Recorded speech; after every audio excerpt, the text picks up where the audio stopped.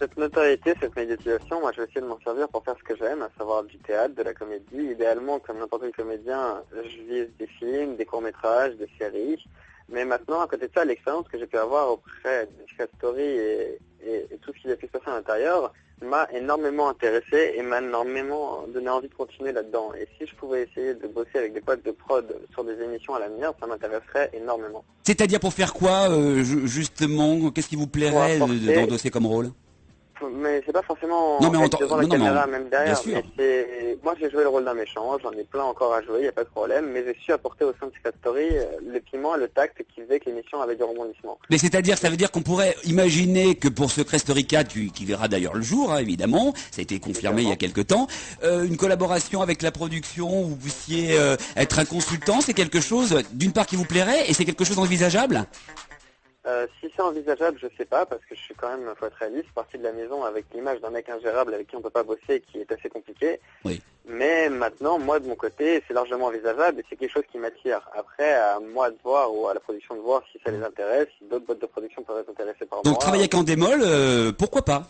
Léo, moi, personnellement, pourquoi oui, pas. Oui, mais attendez, Endemol peuvent vous dire que merci. Il faut quand même arrêter. Ils vont pas vous le faire à l'envers, c'est impossible. 4 200 000 téléspectateurs. Hein. Ça, c'est énorme. Donc le dernier prime, c'est énorme. C'est-à-dire que grâce à vous, vous avez quand même conscience que vous pouvez sortir de l'aventure en roulant un petit peu les mécaniques. Ils ont dû quand même non pas vous faire un pont d'or, mais ils ont dû quand même vous dire merci, parce que même si vous paraissez ingérable, est-ce qu'ils vous ont dit merci? Qu'est-ce qu'ils vous ont dit sincèrement quand l'aventure s'est terminée? Parce qu'ils savaient que vous aviez malheureusement tous les risques du monde de sortir. Hein. Eux, ils le savaient au niveau de la production. Donc, ils vous ont dit quoi après? Quel genre de relation vous avez eu directement avec eux après? Les mots qui vous ont... J'ai pas eu de remerciements concrets. C'était pas leur travail. J'étais en tant qu'un candidat et j'ai joué mon rôle de candidat et ce que je leur avais promis au niveau des castings. Maintenant, ils sont là pour m'aider au maximum, nous guider à avancer dans la terrible jungle de la médiatisation. Ouais. Et voilà, par rapport au soutien qu'ils vont m'apporter, je pense qu'ils vont être à même de me remercier. D'accord, donc ça c'est sûr. Donc on est d'accord, quoi qu'il en soit, ils sont redevables à Léo. On est d'accord? Je sais pas s'ils sont redevables à ce que j'ai fait, mais j'espère qu'ils sont les autres. Mais ça, on se dit à un moment quand même, Léo. On se dit à un moment, et puis ils doivent quand même se le dire aussi. Enfin, vous étiez un personnage très fort. On vous déteste et on vous aime. Donc évidemment, vous allez fédérer un maximum de monde, ceux qui vous aiment et ceux qui vous détestent. Vous n'êtes plus dans la maison. Peut-être que l'audience sera plus au rendez-vous d'ici quelques semaines. Imaginez. Bah écoutez, on va voir ça. Vous leur souhaitez justement de vous dire, c'était moi quand même qui était un peu à la base du phénomène. Non mais sincèrement, au bout d'un moment, on peut avoir un petit peu, la tête qui explose, il n'y a rien de négatif. Je suis entouré de gens qui maintiennent la tête froide. Je leur souhaite pas la chute de l'émission, je leur souhaite évidemment, comme n'importe quel candidat qui me fait exclure, une légère baisse de l'audimat pour prouver que j'avais ma place au sein de la maison et que je remplissais un rôle qui était important. Maintenant, je suis pas en rapport de force avec Endemol, c'est des personnes qui pour l'instant m'aident, qui sont là, qui sont présentes pour moi. Et concrètement, vous êtes comment? Parce que nous on sait pas trop, parce que nous on connaît pas l'envers du décor. Et vous êtes comment? C'est-à-dire d'une façon très concrète, pouvez nous donner un exemple super concret? Ils nous mettent en relation avec, par exemple, une agence de presse qui est une très bonne agence de presse, qui nous guide et qui fait au maximum pour que ça se passe bien au niveau de notre image média. Après, au-delà de ça, il y a des psys qui nous entourent, il y a des gens qui sont là pour nous conseiller, pour les interviews, qui sont là pour nous mettre en relation avec les bonnes personnes en fonction de nos envies.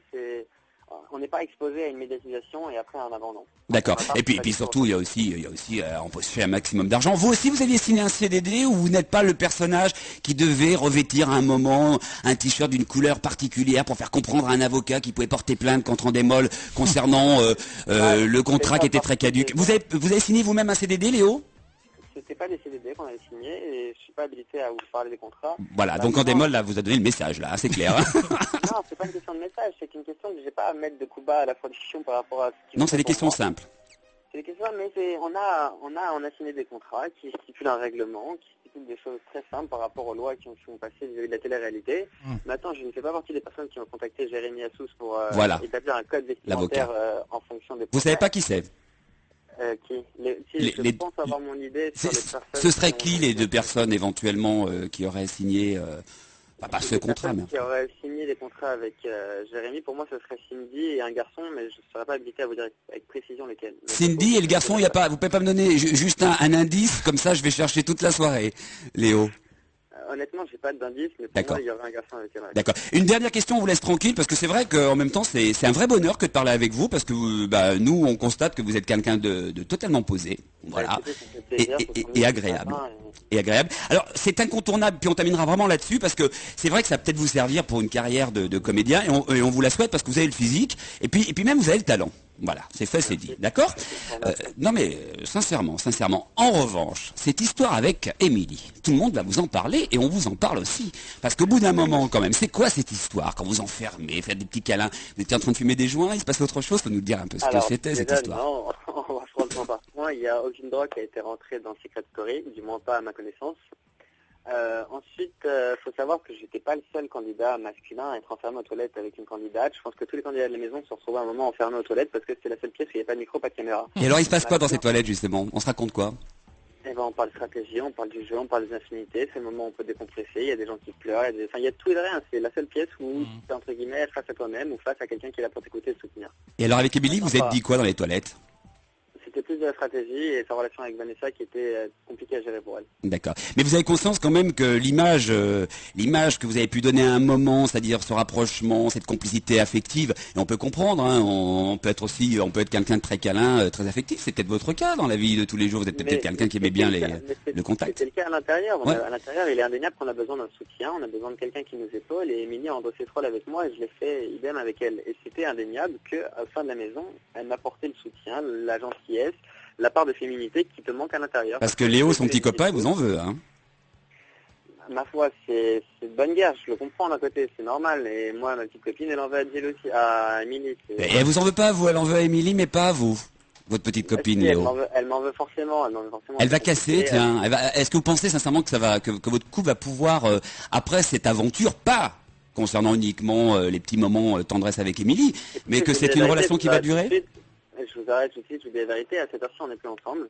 On a pris la décision de se séparer pour pouvoir gérer ça au maximum, parce que c'est compliqué pour moi, c'est compliqué pour elle. Mais maintenant, les portes ne sont pas fermées, c'est une rupture qui était obligatoire, entre guillemets, par rapport à toute cette pression et tout ça qui était très nouveau pour elle. D'accord. Mais voilà, on ne sait pas Merci. totalement les faits. Léo, c'est un vrai plaisir de vous avoir. Sur Etan Sport, pour nos auditrices et auditeurs, est-ce que tu fais du sport? Est-ce que tu soutiens une équipe de sport en particulier? Je sais pas, du foot, du hockey, n'importe quoi.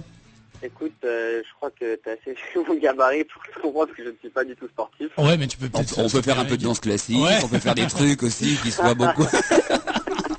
Léo danseur classique, moi j'adorerais, je trouve c'est très beau. J'ai un message à faire passer, évidemment, je suis parisien, allez Paris. Ah, PSG, voilà. PSG. Merci Léo. Merci Léo. On va vous suivre et vous voyez, nous ça nous a fait plaisir de vous avoir parce que pour les gens qui ont, avec plaisir à l'avenir s'il faut, il n'y a aucun problème. Qui ont des a priori, bien souvent, il faut des fois écouter les gens pour s'apercevoir qu'ils sont autre chose que ce qu'ils peuvent donner. Mais on l'a compris, vous étiez dans un rôle d'ailleurs comme la plupart du temps. Et donc on vous laisse. C'est qui le mec alors qui devait aussi, alors Cindy et l'autre, c'est qui? Dites-moi Léo. Léo, dites-moi l'autre mec qui devait mettre le t-shirt de couleur, c'est lequel? Non, mais déjà, faut savoir que Cindy, c'est une supposition. Oui, bah, alors ça serait lequel autre mec? En supposant, allez, on se quitte là-dessus, allez, s'il vous plaît. Pour moi, les personnes qui pourraient être en relation avec Assou, ça se jouerait entre Jonathan, Romain ou Afix. Merci okay. beaucoup. Merci Léo. Allez, on vous embrasse. Allez, ciao. Au revoir Léo. Bye. C'était, vous l'avez compris, Léo de Secret Story 3, à peine sorti de l'émission, ils sont déjà sur Etan Sport. Le grand buzz, hit, talk, sport, info. Christian Dobarède et Laurent Argelier, le grand buzz sur Etan Sport.